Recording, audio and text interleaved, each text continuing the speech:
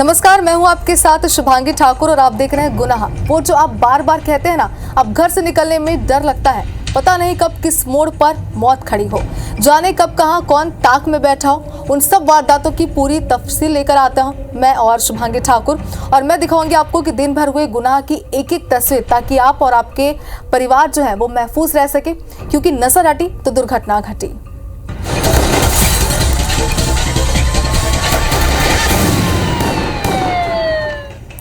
और रिश्तेदार ऐसे प्राणी हैं जो आपकी जिंदगी में खुशियों की वजह भी बनते हैं और आपकी जिंदगी में जहर भी। ग्वालियर में तनु की जिंदगी की डोर काटने वाले भी यही मोहब्बत के दुश्मन। रिश्तेदार बने पिता तनु की लव मैरिज के लिए राजी हो गया था, लेकिन रिश्तेदारों ने ऐसा जहर घोला कि उसने गुस्से में आकर वो कदम उठाया जिसने पूरे परिवार को तबाह कर दिया। क्या वो कदम था, देखिए इस रिपोर्ट में।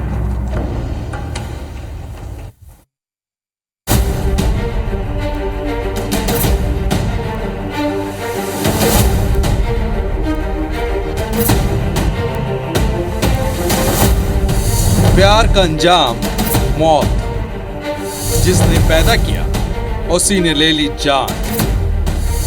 क्या इश्क करना गुनाह है? प्यार परिवार को नहीं कबूल। क्योंकि मैं आपको बताना चाह रही हूँ कि मैं एक लड़के से बहुत प्यार करती हूँ। वो इश्क में डूबी थी, उसे आगरा में रहने वाले भूपेंद्र से मोहब्बत थी। वो उसके साथ जिंदगी बिताना चाहती थी, लेकिन उसके जालिम परिवार को ये कबूल नहीं था। परिवार अपनी झूठी इज्जत के दम में इतना पागल था कि अपनों का खून बहाने में भी पीछे नहीं हटा। उसे मौत भी मिली तो उसके हाथों, जिसने कभी उसे अपने हाथों से उठाया था, उसे गोद में खिलाया था और वो उसमें अपना भगवान देखती थी। जैसे कि मैं आपको बताना चाह रही हूँ कि मैं एक लड़के से बहुत प्यार करती हूँ और मेरे हमारे रिलेशन को 6 साल हो गए हैं। पहले मेरे घर वालों ने शादी के लिए हाँ कर दी थी, बट फिर मना कर दी और वो मेरे को डेली मारते भी हैं, मारने की धमकी भी दे। और जिससे मैं प्यार करती हूँ उसका नाम भीखम मावई है, विक्की। वो पिनाट आगरा का रहने वाला है और अगर मुझे कुछ हुआ या मैं मरी तो उसके जिम्मेदार मेरे घर वाले होंगे, क्योंकि वो मेरे को डेली प्रेशर करते हैं किसी और से शादी के लिए, बट मैं नहीं कर सकती। ये वीडियो मौत की दस्तक से 2 दिन पहले की है, जब उसने एसपी को ये वीडियो भेजकर अपनी सुरक्षा की गुहार लगाई थी कि उसकी जिंदगी की डोर को काट देंगे। लेकिन हुआ वही जिसका उसे डर था। पिता अपने भतीजे के साथ घर पहुंचता है और बिना देर किए बेटी के चेहरे को निशाना बनाकर गोली मार देता है। बेटी की मौके पर मौत हो जाती है, भतीजा फरार हो जाता है। वो बेरहम पिता वहीं खड़े होकर कट्टा लहराता रहता है। ये घटना ग्वालियर के गोला का मंदिर के पास की है। पुलिस को सूचना लगते ही मौके पर पहुंचती है और आरोपी पिता महेश गुर्जर को गिरफ्तार कर लेती है, लेकिन चचेरा भाई राहुल गुर्जर फरार हो जाता है। टीम बनाकर पुलिस उससे भी धर दबोचती है। हत्या के बाद भी दोनों को कोई पछतावा नहीं है। पूछताछ में आरोपी पिता महेश गुर्जर ने साफ कहा है कि इज्जत की बात थी, इसलिए गोली मार दी। केस में दोनों आरोपी अरेस्ट हो गए, उनकी पुलिस अभी पूछताछ कर रही है। पूरा केस के लिए एसआईटी कॉन्स्टिट्यूट की गई है। इसको बहुत शीघ्र ही हम लोग इन्वेस्टिगेट करके कोर्ट में चालान प्रस्तुत करेंगे और फास्ट ट्रायल के माध्यम से आरोपियों को सजा दिलाएंगे। तनु गुर्जर की 18 जनवरी को शादी तय कर दी गई थी, लेकिन उसे ये शादी नहीं करनी थी। उसे तो चाहिए था 6 साल पहले से चला आ रहा अपना प्यार विक्की, जिससे उसकी मुलाकात एक शादी समारोह में हुई थी। विक्की उर्फ भूपेंद्र मावई पिनहट आगरा का रहने वाला है। कहानी आज कुछ और ही हो जाती अगर पिता और चचेरे भाई को रिश्तेदारों ने भड़काया ना होता। मां के जरिए जब तनु ने पिता से विक्की के साथ शादी की बात कही तो जाति एक होने से वो पहले तो मान गए, लेकिन कुछ रिश्तेदारों ने लव मैरिज पर आपत्ति जताई। महेश गुर्जर और भतीजे राहुल को भड़काया और इस आग में घी डालने का काम तनु के इस वीडियो ने किया। मैं एक लड़के से बहुत प्यार करती हूँ और हमारे रिलेशन को 6 साल हो गए हैं। पहले मेरे घर वालों ने शादी के लिए हाँ कर दी थी, बट फिर मना कर दी। पिता और भड़क गया और उसने वो कदम उठाया जिसे कोई भी बाप उठाने से पहले लाखों बार सोचेगा। जिस लड़की के 18 जनवरी को डोली उठनी थी, उसके कुछ दिन पहले ही अर्थी उड़ गई। ये झूठी इज्जत, ये समाज में दिखावा ही है। अपनों के हाथ अपनों के खून से लाल कर देते हैं। झूठी शान के लिए अपनों की बलि चढ़ाई जाती है। Nasir Gauri, IB student 4, Gwalior.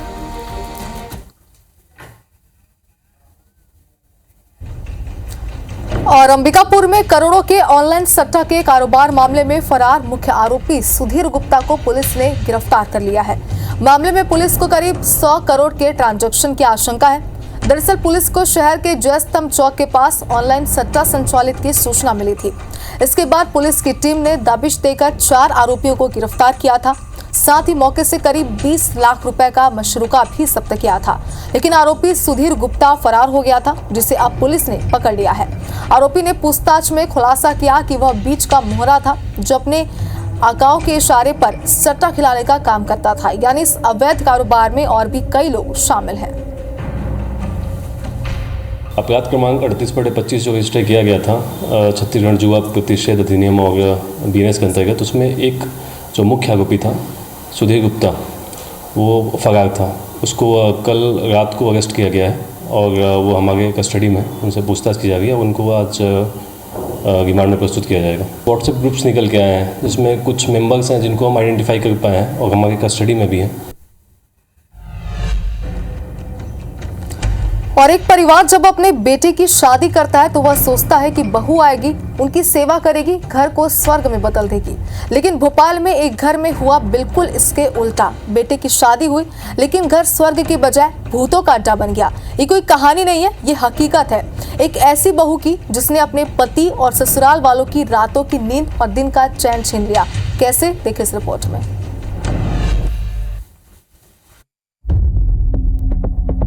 आपने ऐसे कई किस्से सुने होंगे जहां पर घर की बहू ससुराल वालों से प्रताड़ित होकर कोई न कोई कदम उठा लेती है या फिर तलाक ले लेती है।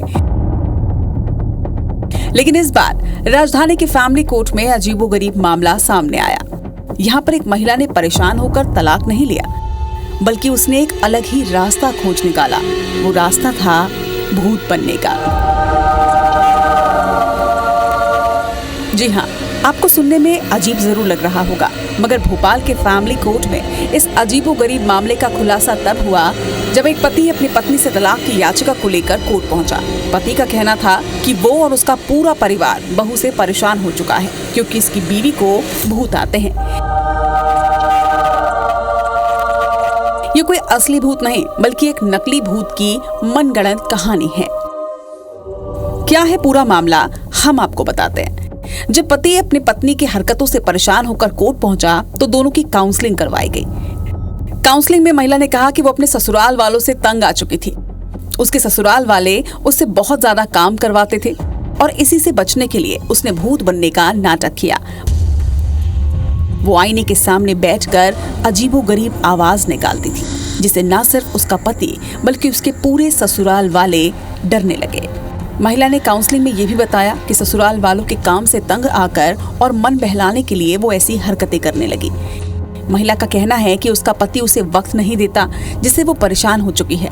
और जब पति रूम में होता तो आईने के सामने बैठकर वो अजीब हरकतें करने लगती। पति ने कई बार पूछा कि ये सब क्या है। महिला उसे हंसकर कह देती कि ये सब मजाक है। धीरे धीरे काम से बचने के लिए, अपने पति की अटेंशन पाने के लिए और अपना मन बहलाने के लिए उसने नकली भूत बनने की एक्टिंग को जारी रखा और उसकी इस हरकत से तंग आकर पति ने वक्त की जगह तलाक देने का फैसला कर लिया और तलाक की अर्जी लेकर कोर्ट पहुंच गया, जहां काउंसलिंग के दरमियान महिला ने नकली भूत बनने की बात को स्वीकार किया। फिलहाल इस मामले में विवेचना चल रही है, लेकिन हर तरफ ये मामला चर्चा का विषय बना हुआ है। भोपाल से साक्षी त्रिपाठी की रिपोर्ट। और अब एक ऐसी खबर जो न सिर्फ डराती है बल्कि आपको सावधान भी करती है। ग्वालियर के होटल मैक्सन में अपनी महिला मित्र के साथ आए युवक की संदिग्ध हालत में मौत हो गई। पुलिस को साथ आई युवती ने बताया था कि युवक शराब के नशे में था, दनादन सिगरेट पी रहा था। इसके साथ ही उसने पावर की कैप्सूल खा ली थी। और फिर उसकी हालत बिगड़ गई। होटल स्टाफ युवक को अस्पताल भी ले गया। वहां पहुंचकर युवक की मौत हो गई। पुलिस को शक है कि नशे की हालत में युवक ने शक्तिवर्धक कैप्सूल गटका है। इससे उसका ब्लड प्रेशर बढ़ने से हार्ट अटैक आया होगा, लेकिन पोस्टमार्टम की रिपोर्ट आने के बाद मौत के कारणों का खुलासा हो सकेगा। युवक का नाम हिमांशु हितैषी है, जो कि इंदौर का रहने वाला था। फिलहाल पुलिस ने मर्ग कायम कर मृतक के परिवारों को सूचना दी। इसके साथ ही पुलिस अब घटना को लेकर जांच में जुट गई है। ये शराब भी ज़्यादा पी रहे थे और सिगरेट भी बार बार पी रहे थे। उसी दौरान कोई शायद गोली का भी उन्होंने सेवन किया था, जिसकी वजह से रिएक्शन की वजह से उनकी मौत हो गई है। प्रथम दृष्टया तो ऐसा प्रतीत होता है कि गोली और शराब के सेवन की वजह से रिएक्शन होने से उनकी मौत हुई है, लेकिन मौत के सही कारणों से पीएम की रिपोर्ट के बाद ही पता चल पाएगा। लड़की दिल्ली की रहने वाली थी, जो कि अपने मित्र से मिलने के लिए आई हुई थी यहाँ पे, ऐसा उसने बताया है। अभी दोबारा उसको नोटिस दिया गया है पूछताछ के लिए। पीएम के बाद हम फिर दोबारा पूछताछ करेंगे। और इसी के साथ गुनाह में आज सिर्फ इतना ही। कल एक बार फिर से आपके सामने हाजिर होंगे कुछ नई वारदातों की तफसील के साथ। अब तक सतर्क रहें, सावधान रहें, क्योंकि जब सतर्क रहेंगे हम तभी अपराध होंगे कम, क्योंकि कानून के हाथों से कोई बच नहीं सकता, बस एक सुराग और जालिम खलास। तो इसी के साथ के लिए